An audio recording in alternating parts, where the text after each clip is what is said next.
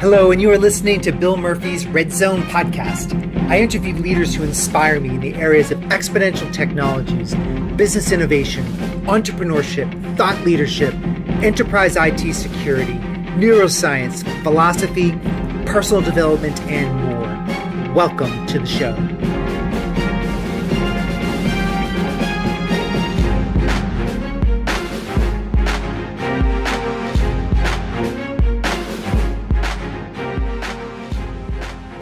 Welcome back to the show, everyone. This is Bill Murphy, your host of the Red Zone podcast. What I love about this program is that I like to talk about what's possible and ask great questions of why not? Why can't a CIO become a CEO?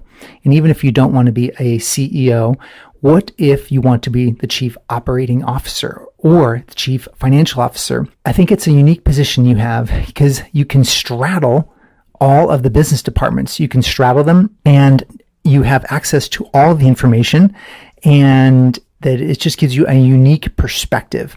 And today my conversation is about ascendance. It's with a good friend of mine, Riz Jan. And Riz just became the vice president and chief information officer at the Henry M. Jackson Foundation for the Advancement of Military Medicine. And Riz started out as the CISO a couple of years ago, and he's in the middle now. He just achieved a milestone of being named the Chief Information Officer. And we talk about this ascendance and what it takes to be a CIO of a 4,000 person company and asking great questions, because a couple of things that Riz has learned through the years, I think put him in a very, very unique position that I think we can all learn from. Number one, he came here when he was 4 years old. So he's immigrated to New York. That just takes a tremendous amount of courage, and I think breeds a certain fearlessness because you come with essentially nothing. So we talk about fearlessness and stepping out of your comfort zone. And I think this is a big thing when you're looking at, how many of you have taken a really significant risk with your career over the past couple of years. I mean, how many of you have really stepped out and taken a risk that could potentially put your career in jeopardy, or are we playing it safe? We also talk about ongoing learning and resilience as a leader. Riz also has a very, very interesting vision of what he wants his personal legacy to be and the imprint that he wants to leave when he's not here. He wants people to remember him in a certain way. And I think this gives a lot of power to the way he manages and the way he leads. We also talk about the power of networking and the incredible role of mentors that he has surrounded himself with, and also the great people. He talks about how he surrounded himself with a wonderful team. And I know that team personally, and he has surrounded himself with a great team. And the next part is really interesting is if you're in the security field and you're trying to kind of work your way up the ladder, so to speak, or even if you're not in the security field, he said learning the business. Application security was a gateway into the business. And if you look at it that way, really understanding the business is really the primary job of a CIO. You've got to keep the trains running, but Riz and I talk about how this was a huge benefit to him, is really understanding the business and delivering tremendous value to it. Also, how do you work for a strong leader? He works for a 2-star general, but what if you do work for a really strong leader? How do you lead in your own way? Because the strong leaders require, and they also surround themselves with an incredible team. And Riz has developed some incredible empathy skills. He calls it a water cooler leadership style. He has also tremendous EQ skills that he's going to talk about. And we also talk about stress management and things he does to stay sharp as a high performance leader every single day. I'm really proud of this conversation. I think you're going to learn a tremendous amount from Riz, and I think he's a rising star within the CIO community. And with that, I want to welcome you to my conversation with Riz Jan.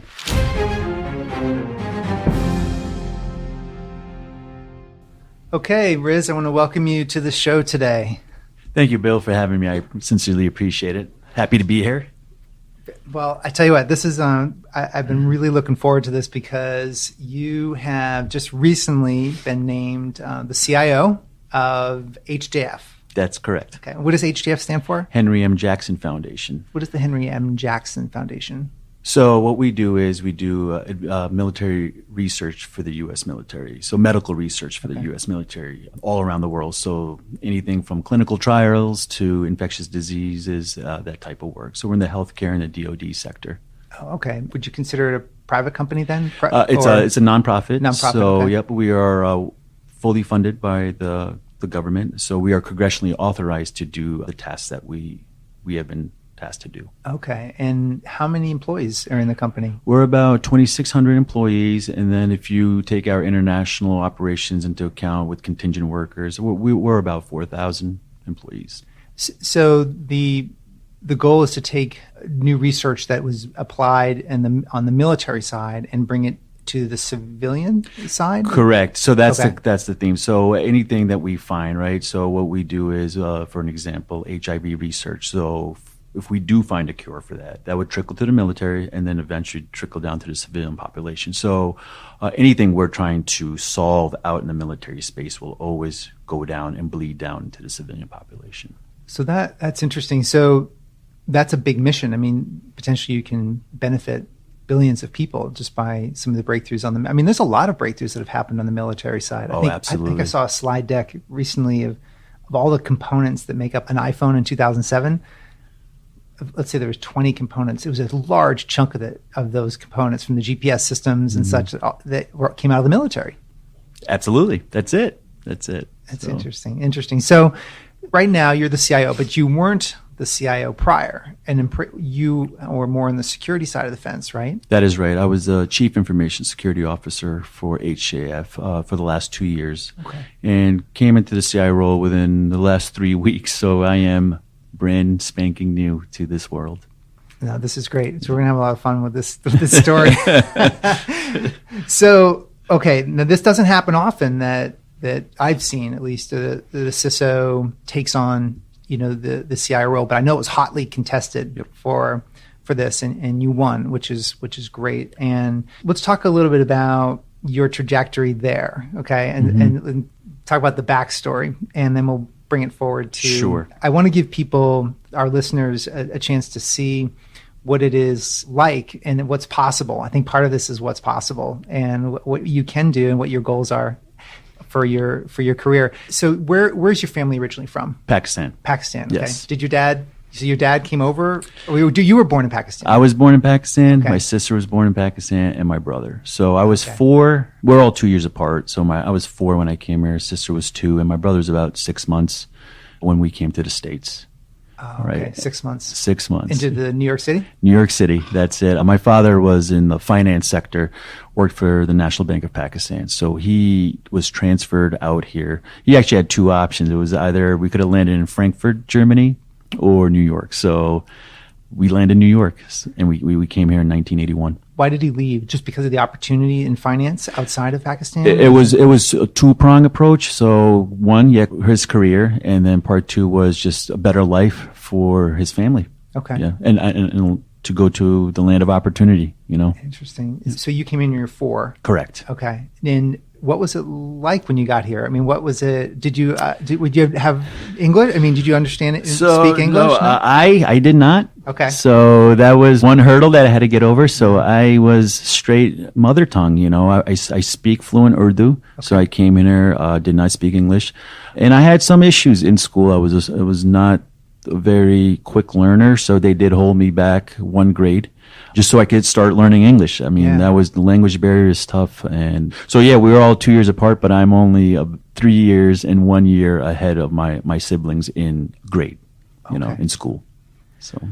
And your father, I think you would share with me, he had some health problems. Correct. Right? So my father has retinitis pigmentosus, was essentially a disease where your vision goes. So my father was completely blind by the age of 38, and he stopped working. So he's blind now and still can't work.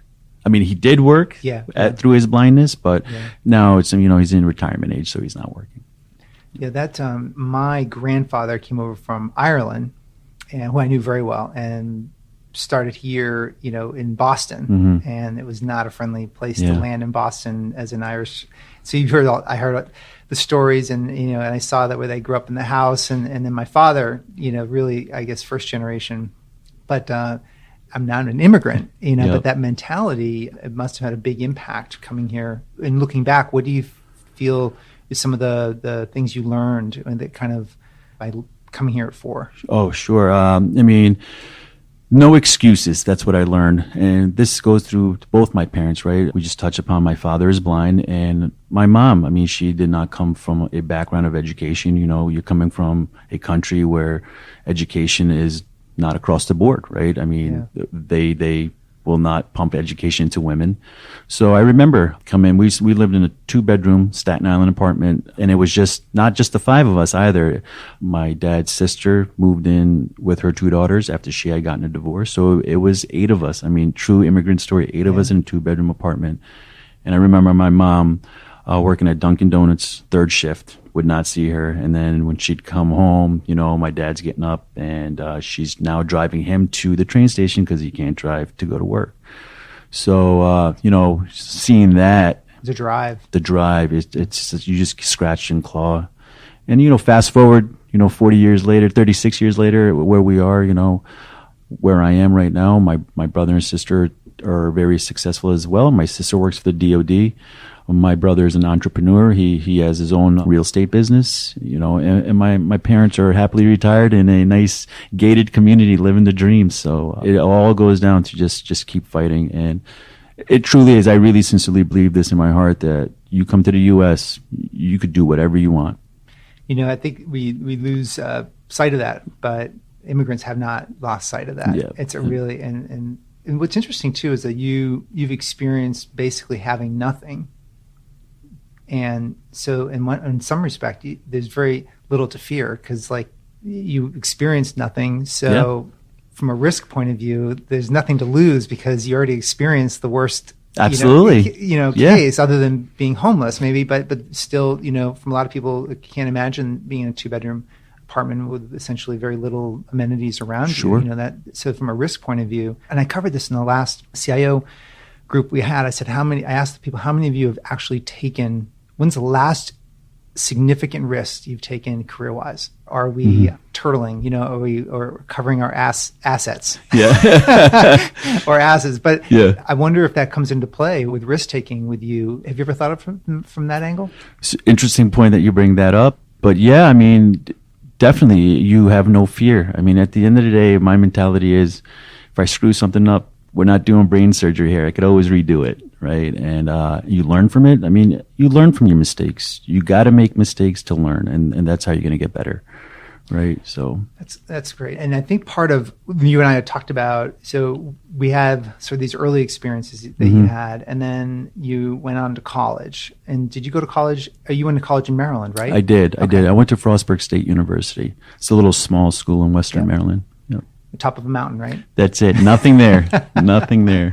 Was there anything significant sort of after the high school years in college that you took away? Like, when did you start, from a leadership point of view, start to formulate your own ideas about how you wanted to be in the world from a business point of view? I think definitely in college when, again, being an immigrant, you're watching those movies growing up, Animal House and all that stuff, and you're saying, "Oh my God, this is cool. I want to go to college. I want to join a fraternity." So I did. I joined a fraternity in college, and that's what, it wasn't always drinking and having fun and running around acting like an idiot. It was really what my specific fraternity did was they instilled, hey, network with everybody. Network the hell out of everyone because you're never going to know who you're going to interact with or talk to. So, and that's what I did. Made as many friends as I possibly could, and try to learn from those friends and vice versa. They could probably learn from my story, and that's a human network. That's where it gets you where you want to go in life. I truly believe that. And it's interesting you brought that up because is that something now from a DNA perspective, you always have a gear for being open to meeting? Always. Okay. Always. And not only that, I'm truly interested in learning about the other person. What's their background? Okay. What makes them tick? Again, I'm always constantly in a learning phase. So I want to see what their story is and what they could bring to the table where I could actually learn something and catalog something from their life to improve, my abilities. at the It's end of the interesting day. you bring that up because a lot of the guys that I know a lot, but I have a significant, maybe 20% of the folks that come to my CIO innovation lunches are ones that I know in the audience. Some are they're looking for a new job, and either because there's time for them to move on, and then they start reaching out and starting to try to build, reaching out Right. kind of. And I'm thinking that, which they're welcome to come, but I think it's hard to dig a well last minute. Sure. And it's almost like the well should be constantly fresh with relationships and reaching out, and it should be like a part of an ongoing process. So it's interesting that you brought that. Yeah. You brought that up. Now, did you always want to be in security? I fell into security. I fell into security. I did graduate with a finance degree, right? And that was partly from my father, right? Typical kid, like everybody else, right? Going to college, going to school, don't know what you want to do in life. Yeah. Got out, hated it, ended up hating it. I went to Ocean City for a year. Basically did nothing. Can't hate Ocean City. Yeah, can't hate Ocean City. And, worked at Home Depot on Saturdays just so I could have enough money scrounged by for the week and just kind of hung around there. Yeah. No goals, nothing in life at that point. I'm a 21-year-old kid. And about 12 months goes by and my father calls. He's like, Riz, it's time to get home. Yeah. Get your head straight. So, came home and my uncle works for Verizon still to this day in IT. And he said, Riz, why don't you just go into IT? And this is when Y2K was really big. Right, Everyone's transitioning from NT to Windows 2000, Sure. So, set up a little lab in my basement and started to tinker around, set up networks, and got my MCSE at that time. Okay, The big days. Yeah. MCSE was a big deal, right? It was a big deal. Yeah. Memorize those questions and go in and bang out that test in like 3 minutes. Those were those exams. So paper MCSE at that point. But then I got really, really lucky by HP actually called. Oh, wow. They were doing a huge project here in the state of Maryland to redo the entire infrastructure for the motor vehicle department and redo their licensing and stuff. So I was part of that. I helped them build out their help desk processes. The entire MVA, I helped them build out that thing. So that was my first little leadership project that was given to me, and that really, really And that was helped. with HP. Correct. Wow. So that's where I kind of, like any other IT guy, I start off at the help desk with HP. 2 years later, HP ended up buying out Compaq. Remember Compaq? Remember that? Yeah, Compaq. So they're like, hey, Riz, you're 22 years old. We don't need you anymore. So they laid me off. I ended up moving up to Connecticut and got a job at AIG as desktop support. So normal career, right? Help desk, desktop support. And then my buddy was working at Aetna at the time. He's like, Riz, why don't you hop on over here to desktop support? So I hopped over to desktop support a year there, and then the security operations position opened up. Okay. And, This is early into the security. This is very, this is 2007 now, Yeah. right when Just things are picking up. Yep. So I fell in there, and it was like Mickey Mouse security at that point, right? I'm just hardening servers at this point, disabling services that should not be running, that type of stuff. And that's how I fell into security. That was the beginning stage of security. And then from there, started to spider out. I got into a little bit of application security, and started learning the SDLC process and the waterfall approach, to now agile. So that helped me tremendously, because even when you're on the application side of the house, that gives you visibility into the business, right? Because these and you start learning the business portion of it. Well, because you have to. Security on the application side is a challenge because they want to develop fast and put code out there, and then you're sitting there wanting to secure it as fast as possible, but there's like a healthy friction that's always happening. Yes, so that was really eye-opening for me. In what way? In a way of starting to learn the business, right? Okay. You're in your own little bubble when you're on the help desk and desktop. You just you're just an IT guru trying to get that stuff done. You're not really learning about why are you there, right? You're there. Your initial thought is, hey, I'm just here to support, but you're never thinking about what are you supporting and why are you supporting this and what's the mission. So that's what started to really get me going, was the application security side of the house. because you started engaging the business stakeholders at that point as well to start educating them on security. In what way did application security help you engage with the business? Like, what were the triggers that actually you felt at the end of the day that you were actually meeting with the business? Was it problem resolution? Was it just understanding the application and how they wanted to deploy it? And in the process, you learned about, how did that lead to learning about the business? It was more of the product solution of how to build it for them, right? And what they're trying to accomplish, right? Of, hey, what are you doing with this data? What's your end goal result? And how are you going to improve the business by this specific application, whatever it may be? So that's what started to engage me as a start to grab business requirements. What are you doing with your data? What do you want to get out of your data? That type of stuff. Okay. Yep. Wow. So that was a big inflection point. And that was, with the insurance company. Correct. That was with Aetna at that time. And then, it started to, from there, Aetna really kind of raised me in the security world of the house, because then I started jumping all over security, from application security to third-party risk, to all the way to PCI. I did PCI and then mergers and acquisitions as well, where you're really looking at the controls, security controls of other entities we may be acquiring or merging with, so we could just bring them into our environment in a streamlined approach. Correct. Correct. So, kind of touched everywhere in security. Then from there, jumped over to Booz Allen, where I led their entire incident response division there. Yep.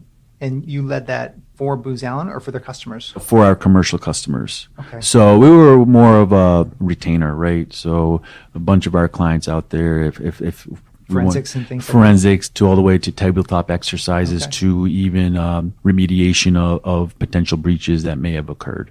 Was it helpful to have a dose of consulting along the way? Absolutely. Me personally, I don't like consulting, right? Because that was a lessons learned for me, and we could get into that a little bit. But yes, it tremendously helped me because it taught me to talk not so technically to the business stakeholders, right? And to really engage various businesses, what they're doing, what they're struggling with. So it gave me a good landscape, a holistic landscape of the various entities out there, their pain points, and really help saying, okay, we're not the only ones struggling with this. It's everyone's struggling with security and those dynamics out there. Where did you learn to ask the best questions? I would say my mentors. Mentors, yes, because they're the ones who essentially, quote unquote, raised me and put those pieces of thoughts in my head of what to ask, what not to ask, But again, I'll lean back on the application security side of the house, because those are the questions, the probing questions you're asking, right? Yeah. And that kind of like snowballed. But to that point, I was mentored when I got into application security side of the house, and those were the questions peppered to me. Okay, this is what you should be asking, or this is what you should be looking for, right? Okay.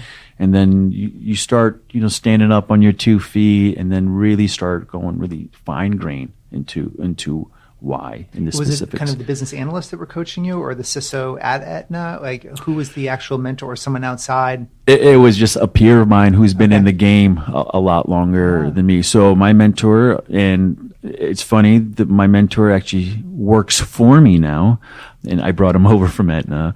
He has 20 years on me. So he's in Connecticut, right? He's in Connecticut. I met him at yes, RSA. Yes, Did that guy met? Yes. Okay. Yeah, smart guy. Yeah, brilliant guy. So him, and then I had another mentor, probably the same age as me. But I was very blessed and lucky because they proactively reached out to me and saying, "Hey, Riz, I see something you could do better." That's where I started learning, okay, the mentor-mentee relationship is extremely important and valuable. So how these guys did it, they actually proactively reached out to me, right? I carry that with me. So I make it a point where when I go to work every day, I'll do drive-bys every day in the morning. So now I have a rather large organization. So we're actually on 2 floors where I am, but I will go to both floors in the morning, stop by and say good morning, everybody, and see what the water cooler talk is. This is where their time to vent to me, because that's really, I don't have much time. I'm kind of I'm out of the water with meetings all day long, but I want to give them that time, and it just casual conversation. What's on your mind? Where can I help? that type of stuff. And I think that goes a long way because I really pride myself to have a peer-to-peer. This is how I look at my staff is, hey, you're not working for me, guys, right? You're my advisors. Advise me. We'll make the best decision possible. It's a collaborative effort. But tell me, because I don't know what's going on the front lines. You guys know, right? I'm never going to act like I know everything. So you guys are the subject matter experts. Tell me. And my job here is to remove barriers from you, so empower you to make decisions and get the job done.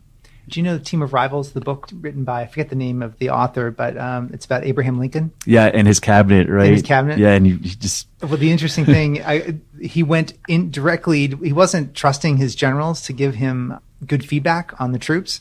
So he literally went into the front lines himself to get the feedback. It's an interesting approach, like not being afraid to go right down to the front and get your own feedback. Right. And it's an interesting approach that you have kind of meandering about for a period of time just to kind of make yourself available. Yeah, absolutely. And I think it establishes trust at that level as well. You know, they don't look at, hey, the big angry boss is coming down here. You know, I think that mindset, it makes you more approachable. Yep. And they'll open up to you a lot faster, you know. So interesting. Yep. You've just been written up in a magazine article, which I'll put a link to on the blog that people can they're listening. And it talked about your real strength with working with people. I know that's your passion. Yes. And maybe we can jump off of this. Like, are you just leaning into your strengths, or did someone tell you that you got to develop these strengths? Because normally, you know, on this, you wouldn't think them from the CISO side of the fence. You know, I'm just watching. You know, people are over-indexed usually, kind of left-brain. They're more, you know, kind of they're into the gears more. They're into more of the tech part. Sure. And they're sort of trying to build out the softer skills. But it seems like you have a real balance between both. Yeah, I mean, I was very lucky, you know, to climb up the ladders and actually get your hands dirty and do it, and then start falling into the business side of the house to learn what your stakeholders, what your peers need, how a business actually functions. It really gelled the two together for me. I'm not your typical CIO that comes in there and just talking business, and you know, you get those whispers on the lower level. Well, this guy doesn't know what I do. He doesn't care what I do. So I think it's really important to be well-rounded. You know, you should be able to connect with your people, but then you should be able to connect to the people externally to your organization, like the business folks that they're not going to know the techie language. You know, So you have a leader in your organization, the CEO, who's a general, right? Correct. He's 2-star general. I mean, he didn't even take a gap between being a general and coming into the private sector, right? No. He was like came right out of the desert. That's it. He was in the Army for 30 years. Okay. And retired on a Friday and started with our organization on Monday. I mean, that's essentially, he had a weekend, right, to think about what he was jumping into. So what does it take to be a leader for a general? I'm assuming when you're in battle, like your direct reports operate in a certain way. Yes. I mean, I'm assuming that the general will surround themselves with people that operate in a certain way. So what did you need to adjust or change, or like, what does it take to be a leader for someone like that? Full transparency, it's not easy, but I think with a leader like that, you better have thick skin, be persistent, and I'm still learning this, is be really concise and clear with your message, right? Because my experience so far is when generals are coming out, I mean, especially 2-star generals and up, is, I mean, they have a whole crew around them, right? So they're having information fed into them as they're walking down the hallway of the purpose of the meeting, what the content of the meeting is, that type of stuff. So that coupled with what I really had to do was to even more so bring down the technical jargon to extremely layman's terms with him, and not only him, the entire executive staff of what we're trying to accomplish, why we're trying to accomplish it. You know, with generals, I think they have a tendency to, they want to know why, right? And how, and what's it going to take to right the ship, right? What he usually tells me, and this is actually really good advice of what he's telling me, is, hey, 30% of why it happened, give me 70% of why it won't happen again. So hold on, 30% of why it happened, but give me 70% of why it won't happen. Yes. Okay. You know, I thought about that for a while. I'm like, it's interesting, but it makes sense. You know, why dwell on something? You know, just give them, okay, this is what happened, but just really let's focus on what we're going to do to improve the process, right? Why be stuck in the past? So that's how I'm trying to come in terms with that lingo that he provided me. And So I think it makes sense. So basically it's complete accountability for what happened, but here's how I'm going to dig it out and how we're going to make it a win. That's it. So that's interesting. So it's like you're going to take so someone in his position has taken a lot of losses. Yeah. But he doesn't care about the losses. He does care that it's addressed, but that what's the forward momentum? That's it. That's interesting. It's an interesting perspective because the CIO, more than any other position right now, I believe takes the most losses, takes the most hits, takes the most. You got to emotionally be very, very stable because you're getting help desk issues all the way from the troops up through new project requirements, new application. I mean, you're getting so many potential losses, but your ability to flip that and you're going to look at it from a 70-30 or a 30-70. That's it. That's a really interesting perspective. And you know what? He actually was empathetic, you know, and he says, Riz, listen, I get it. I mean, IT, you guys get a bad rap, you know, when everything's working, no one says a thing. One thing stops working. I mean, you know, that's it. So he does get it. I mean, he is empathetic to that, but at the end of the day, he just wants information. More information, the better. Just break it down into regular people talk and he's good, you know, but that's one of the things I'm learning is just proactively engage and just give him information. Even if you personally don't think that, hey, this is not significant information, maybe he may not need to know it. Get it out there. Get it out there. Okay. Yeah. Interesting. Now, do you think you had, when he started, and again, I'm using the general as a metaphor. Sure. Okay. Sure. So the metaphor of the most demanding type of a leader, because they're thinking about it from a battle point of view. How did you have to approach? You were the CISO at this point with the acting CIO. And so how did you execute and what was your thought process of executing like day in and day out while this guy's there and you're trying to learn his style? You have a lot of stuff to do with a 4,000 person company. So how did you focus? Like what was the thing how did you settle into like actually delivering? So I inherited an organization that never followed any standardizations whatsoever. You know what tremendously helped me is when I set up, and people probably laugh listening to this, we did not have a project management office. So there were projects spun up. You had 1,000 projects moving, but nothing crossing the finish line. So when I established the PMO office, that was my crutch. Because now I had visibility into timelines of various projects going on. I could deliver that to the business stakeholders and start building that trust. Because prior to me, my predecessor, I mean, the trust with IT, the business stakeholders, our customers, there was none. There was just destroyed, you know. And this is where, you know, your shadow IT people start popping up, right? Your customers are, you start growing your ingrown IT person. So because this culture was not solid with that. I mean, you're coming in, and it had been years, about 30 years, right? 30. Not a lot of like real heroic IT work going on. That's it. Okay. So we started small, and I tell you, project management key to everything, right? I mean, those guys are your interface with the business folks, right? They're interface with your IT folks. So they will help learn the business on your behalf. So listen to them, you know, lean on them and really empower them too. So, you know, a lot of people, I'm sure, look at project managers like, oh, these guys are bugging me, you know, and they're in a tough spot because they don't have a team, right? Their team is stakeholders.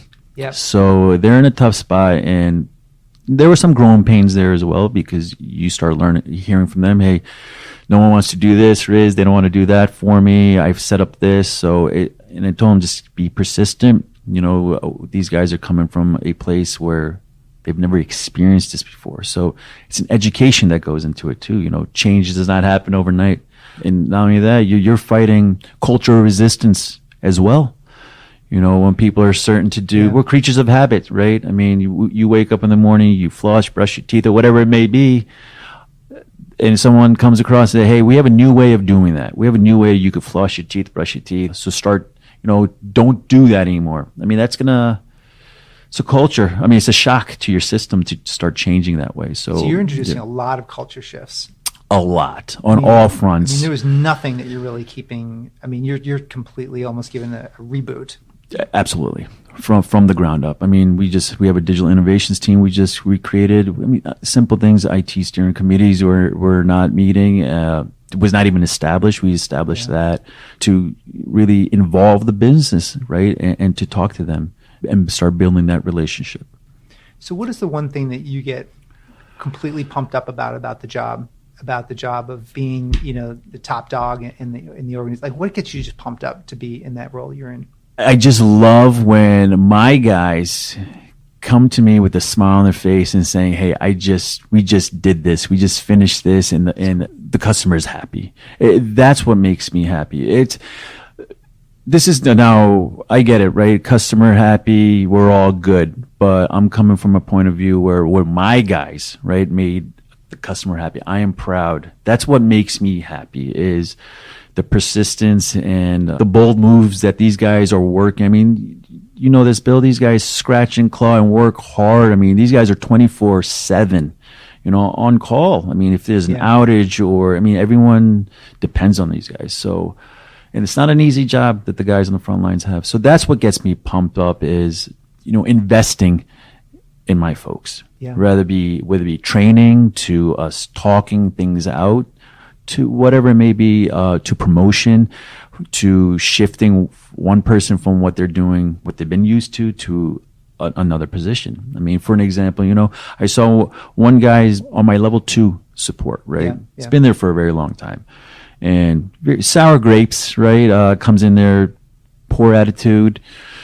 I'm like, hey, what's going on here? And ruffling a little feathers among the team, and pulled them aside. I'm like, what's going on? And what happened was, you started hearing their stories like, hey, I've been doing this for 10 years and no one knows that I'm here. No one really cares of what I'm doing.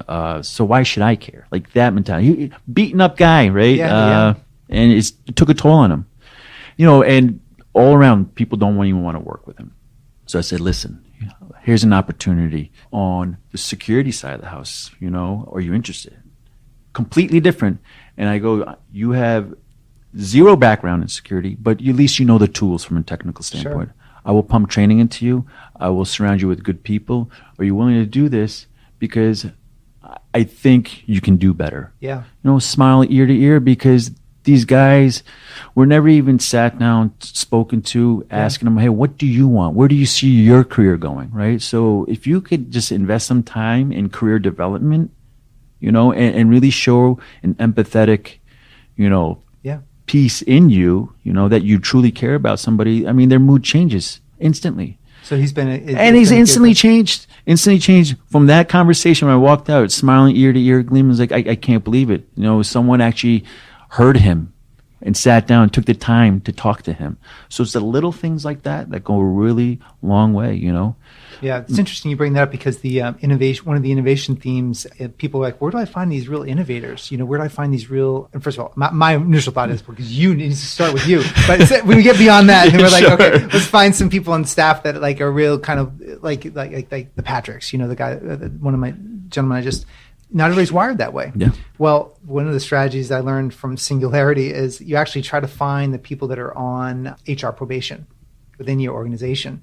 Find the folks that are literally about to be escorted to the door. And there's going to be a large chunk of them that should be escorted. Sure, there's absolutely. Some, to your point, that are just really either bored, they're one little conversation with them will set them in a different direction. And all of a sudden, boom, they're a spark or gasoline on the fire of what you're trying to do. And they can put them into something that's, and get some real momentum. So that's an interesting approach that you had there. So kind of like strong EQ skills, empathy. Yep. And then you've seen that work a lot. Yeah, absolutely. Great.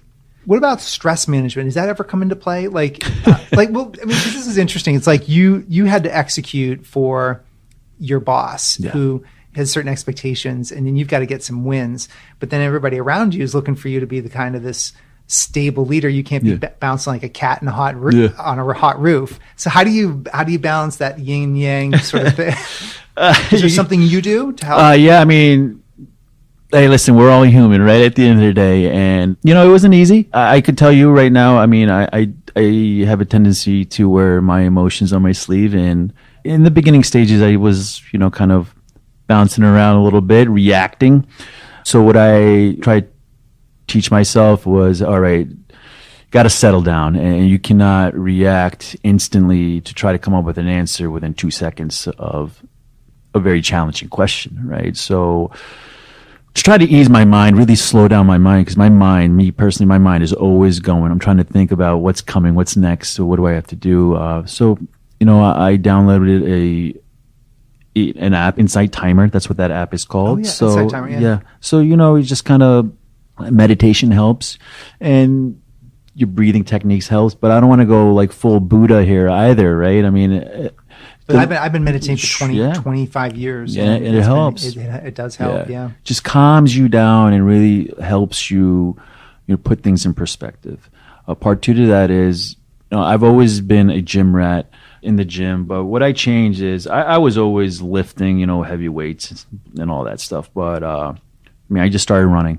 First time I started running in like 22 plus years. And really? Yeah, and self-train. I'm training myself to run a half marathon, like little things like that. I cannot tell you how great it is to run. All your mind's clear, you sleep better at night, your endorphins are going, you're feeling good about yourself. That mental positive energy in your head, it's going to come out, So now I'm coming into work in a happier state, and my team sees that. I'm a lot calmer. So definitely things like that tremendously help, Yoga helps. Totally. So yoga's hard. Yoga is hard. Oh my God. Well, I was sore.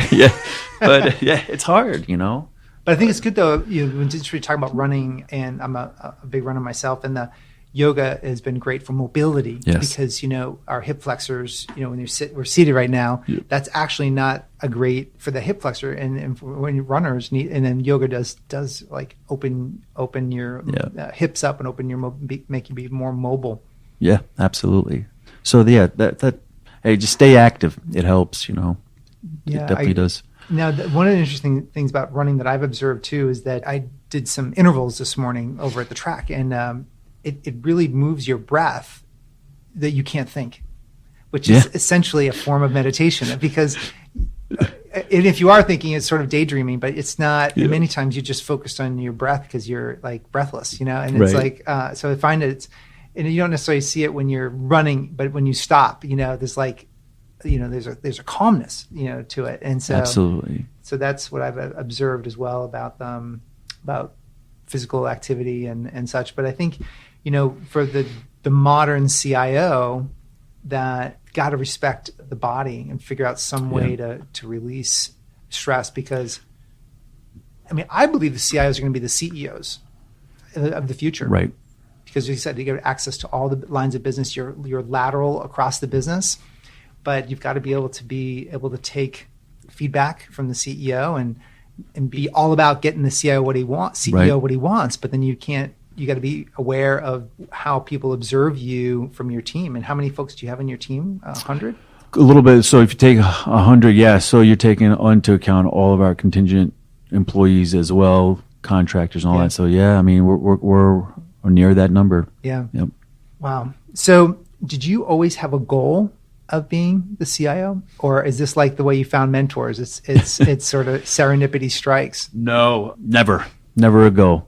It was never a goal. Never a goal. Oh, really? That's the crazy thing. Wow. So when I was leaving Aetna to go to Booz Allen, the CISO for Aetna, who's still there, had a conversation, and he's like, "Riz, I don't want you to go."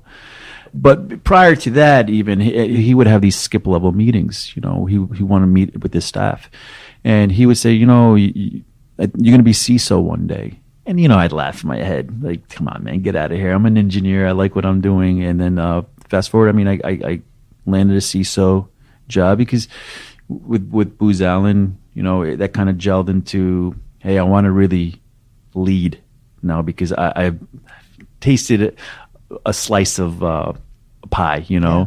each piece. So we wanted to glue it together, and kind of fell into the CISO gig. I mean, and now when I was at the CISO level, that's where my juices started to flow. Like, okay, I think I could do CIO. Okay. And, under my predecessor, remember, I mean, CISO is always kind of stuffed under the CIO in some organizations. That trend is now coming, where they're snapping that off and they have a seat at the table with the CEO. But you're stuffed essentially historically under the CIO. So when our new CEO came on board, I had a conversation with him and really said, hey, this should be snapped off. Try to make a power play at that point too, is because I wanted to be heard from a security perspective. CIOs have budget, right? And they want to invest in money where it's going to have your biggest bang for your buck. And the CIO, I mean, what they're trying to appease is the business, right? Security is an afterthought. You're sinking money in and no one sees the benefits of it, right? So that's what kind of like got me going is, okay, I want to have the impact now to the customers. I want to have that visibility into the customers. Security is great. I love it. It is my passion still to this day, but I want to be externally facing with the customers a lot more than so. Yeah, and you're in that role now. What do you believe that security can move at the pace that you want to be moving in right now? Do you believe it can be lockstep? Yes, I believe so. But let me rephrase. I hope so. Right? It's hard. It's hard. What you would expect of the CISO of the future that you hire? Okay. Yes, absolutely. It's got to be lockstep. I mean, whatever we're doing from an IT perspective, security has to be baked in. Yeah. Right, and it's got to be lockstep. So we're in the middle of starting to look for our CISO, the next CISO, but that's a conversation I have to have with the leadership team and if they have the buy-in for the person I want to recommend.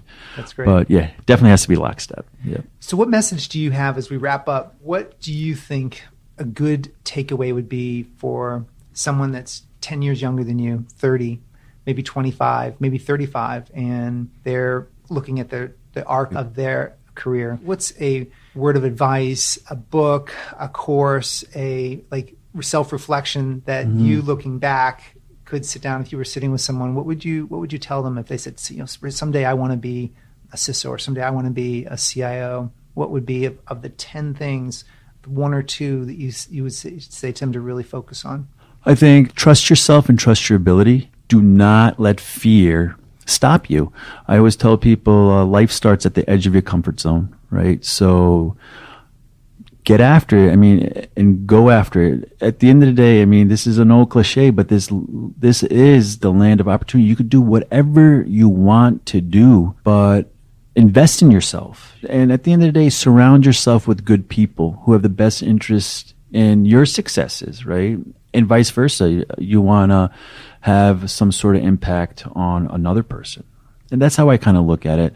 They say, kind of getting a little melancholy here a little bit, but I mean, they say, you die twice. When you die, and then the second time you die is the last person you know says your name. So, and that's the legacy you want to sort of carry and push forward, where people are talking about you for a very long time and the positive impact that you've had on people.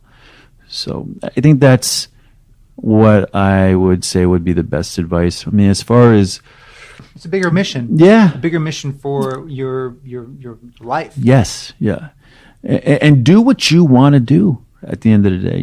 Just don't do something, just say, hey, this is a job. I got to do a job and be complacent at it. I mean, do something that you really, really like and kick ass in it at the end of the day. But I think it was interesting. We talked about fear and, who knows where the genesis of everybody's aspects of fearlessness are. Yep. Because sometimes people show fearlessness in different parts of their life. Sure. But for you, it's, and I the last lunch we had, I said, when was the last career risk that you guys took? And people get into their 40s and their 50s and they're less inclined to take risks. Mm-hmm. Why? Fear. Yep. I mean, and I get it. Fear of kids not being able, losing the job, right. Not being able to put kids in college, fear of retirement. I mean, there's a lot of fears. But what you're saying is really look at that bigger legacy. You know, when they put you in a box and put you down, like what has been your mission Sure. and your impact in the world? I think did I share the story about the CIO of Johnson & Johnson? I don't know if I've even shared it on the show. She's on my board now of my company, but her name's Karen Sorensen. And her mission was, she was the CIO of 40 CIOs, 40 companies that Johnson & Johnson owned, are all billion-dollar companies. So she was the CIO of the CIOs, and which is an interesting job. And she said, I don't really think about, I think about what the impact of that business that's making the dressings for people when they come into the burn unit.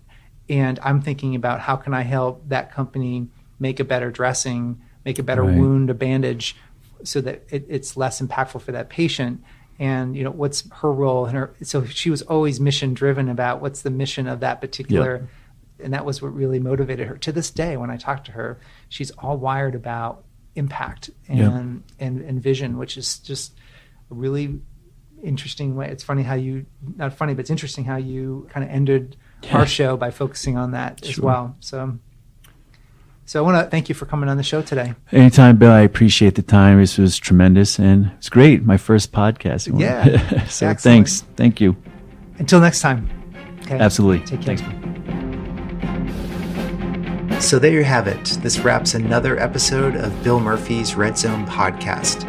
To get all the relevant show notes, please go to our blog at www.redzonetech.net/podcast. Additionally, make sure you go to iTunes and leave your comments in iTunes about the show. This helps our show rankings enormously, and it helps support the show. Until next time, appreciate you very much for listening. Thank you.